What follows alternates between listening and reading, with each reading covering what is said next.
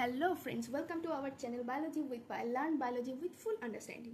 আজ আমরা নিয়ে চলে এসেছি সপুষ্পক উদ্ভিদের যৌন জননের নেক্সট ভিডিও নিয়ে, যেখানে আমরা পড়ব ফার্টিলাইজেশন এবং ডাবল ফার্টিলাইজেশন সম্পর্কে, মানে নিষেক আর দ্বিনিষেক সম্পর্কে আমাদের আজকের ভিডিওতে পড়াশোনা। অ্যাকচুয়ালি নিষেক কাকে বলে? নিষেক বলতে বোঝায় একটা পুং জনন কোষ আর একটা স্ত্রী জনন কোষের মিলন। তাহলে পুং জনন কোষ কেমন হয়? হ্যাপ্লয়েড প্রকৃতির। স্ত্রী জনন কোষ কেমন হয়? হ্যাপ্লয়েড প্রকৃতির। দুটি হ্যাপ্লয়েড প্রকৃতির জনন কোষের মিলনে যে ডিপ্লয়েড প্রকৃতির কোষ তৈরি হয় তাকে আমরা নিষেক বলে থাকি। এবার এই নিষেক উদ্ভিদের ক্ষেত্রে তিন ভাবে হতে পারে, 3 টাইপসের হতে পারে। তিন ভাবে এই নিষেক ঘটতে পারে। তো সেক্ষেত্রে একে আমরা তিন ভাগে ভাগ করতে পারি: পোরোগ্যামি, মেসোগ্যামি আর চালাজোগ্যামি। পোরোগ্যামি মানে কি? যখন এই যে পরাগ রেণুটা যখন অঙ্কুরিত হয়ে আসলো, পরাগ যে নালী তৈরি হলো, সেই নালীটা যদি একদম এই যে মাইক্রোপাইলার এন্ড দিয়েই ডিম্বাণুর মধ্যে প্রবেশ করে, তখন তাকে আমরা বলে থাকি পোরোগ্যামি।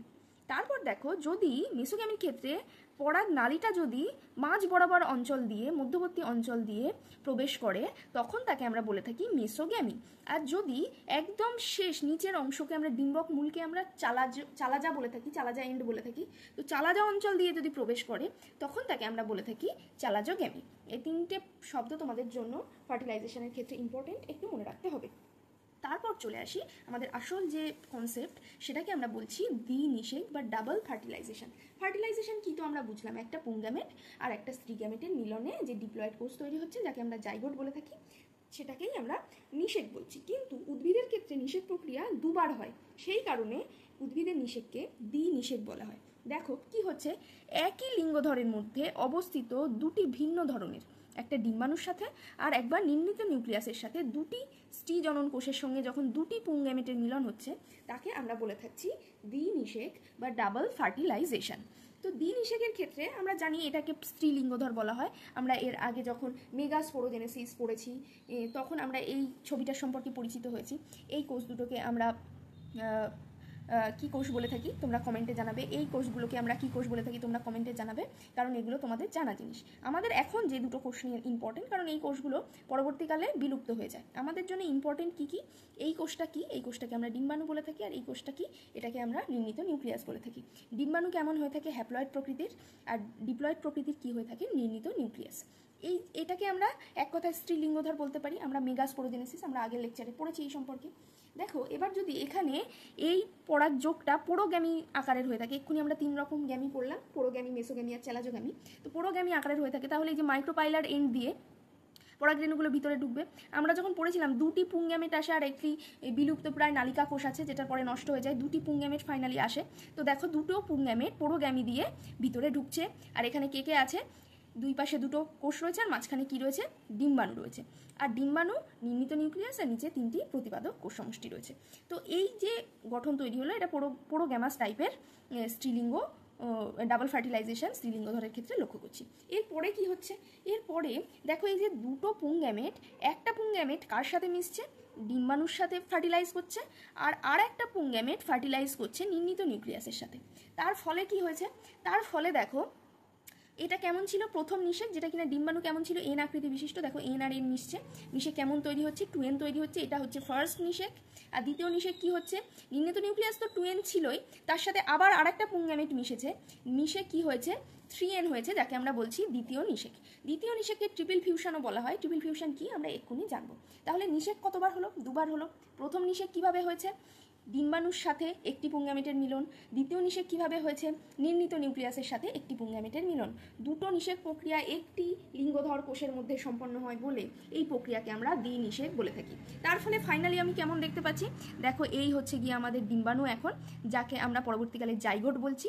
তারপরে এই যে 3n হয়ে গেল, যাকে আমরা শস্য বলছি। তো এই হচ্ছে গিয়ে ফাইনাল স্ট্রাকচার আমরা দেখতে পাচ্ছি।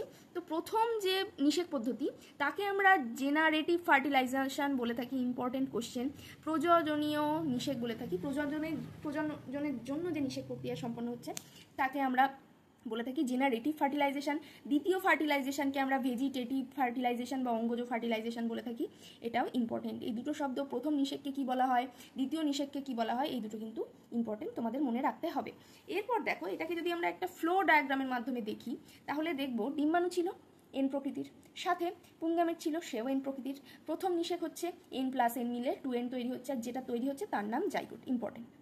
দ্বিতীয়ত কি হচ্ছে, নির্ণীত নিউক্লিয়াস ছিল 2N প্রকৃতির, সাথে কে যুক্ত হয়েছে, পুংগ্যামেট যুক্ত হয়েছে, তাকে আমরা বলছি দ্বিতীয় নিষেক। এবং এই দ্বিতীয় নিষেকেরই অপর নাম হচ্ছে ট্রিপল ফিউশন। এবং যেটা তৈরি হচ্ছে এন্ডোস্পার্ম বা শস্য তৈরি হচ্ছে, শস্যকে ইংরেজিতে এন্ডোস্পার্ম বলা হয়।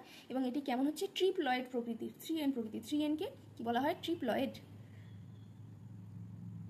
N-কে বলা হয় হ্যাপ্লয়েড, 2N-কে বলা হয় ডিপ্লয়েড, এবং 3N-কে বলা হয় ট্রিপ্লয়েড। এবার বলবো ট্রিপল ফিউশন, এই কথাটা কি, অ্যাকচুয়ালি ট্রিপল ফিউশন কাকে বলে? নিউক্লিয়াসের মিলনকে আমরা ফিউশন বলে থাকি। ফিউশন শব্দের অর্থ কি তাহলে? নিউক্লিয়াসের মিলন। যখন একটা নিউক্লিয়াস আর একটা নিউক্লিয়াসের সাথে মিলন হচ্ছে তাহলে একবার ফিউশন হলো। এইভাবে দেখো 3N মানে 3টে নিউক্লিয়াস একসাথে মিলছে, 3বার 3টে নিউক্লিয়াস মিলছে, সেই কারণে এই ফিউশনকে ট্রিপল ফিউশন বলা হয়ে থাকে। দুটি মেরুবর্তী নিউক্লিয়াস, যেটা N আর N ছিল প্রথমে, এই দুটি মেরুবর্তী নিউক্লিয়াস যখন মিলছে তার ফলে কি হচ্ছে, একবার ফিউশন হচ্ছে, তার ফলে তৈরি হচ্ছে নির্ণীত নিউক্লিয়াস, যেটা 2N প্রকৃতির। এই 2N প্রকৃতির নির্ণীত নিউক্লিয়াসের সাথে আবার যখন আরেকবার নিষেধ হচ্ছে তখন আমরা দেখছি শস্য তৈরি হচ্ছে, যেটা 3N প্রকৃতির। তাহলে 3টে N ওভারঅল মিলছে, মিলে 3N তৈরি হচ্ছে। এই পদ্ধতিকে বা এই গঠনকেই আমরা বলে থাকি ট্রিপ্লয়েড গঠন, আর এই ফিউশনকে বলে থাকি ট্রিপল ফিউশন। দেখো লেখা আছে 3টি নিউক্লিয়াসের একত্রীকরণ ঘটে বলে একে আমরা বলে থাকি ট্রিপল ফিউশন। ফিউশনকে ইংরেজিতে আমরা ফিউশনকে বাংলায় আমরা একত্রীকরণ বলে থাকি। এই ছিল আজকের ভিডিও ডাবল ফার্টিলাইজেশন সম্পর্কে। আশা করি তোমাদের আর কোথাও কোনো সমস্যা থাকবে না। ফার্টিলাইজেশন কি, ডাবল ফার্টিলাইজেশন কি, পোরোগ্যামি কি, মেসোগ্যামি কি, চালাজোগ্যামি কি, তোমরা আশা করি বুঝতে পেরেছো। যদি তোমাদের কোথাও কোনো জায়গায় বোঝার সমস্যা থাকে তাহলে জানিও। ভিডিওটা ভালো লাগলে অবশ্যই ফিডব্যাক দিও, লাইক করে দিও, একটা কমেন্ট করে দিও। থ্যাংক ইউ, সাথে থেকো।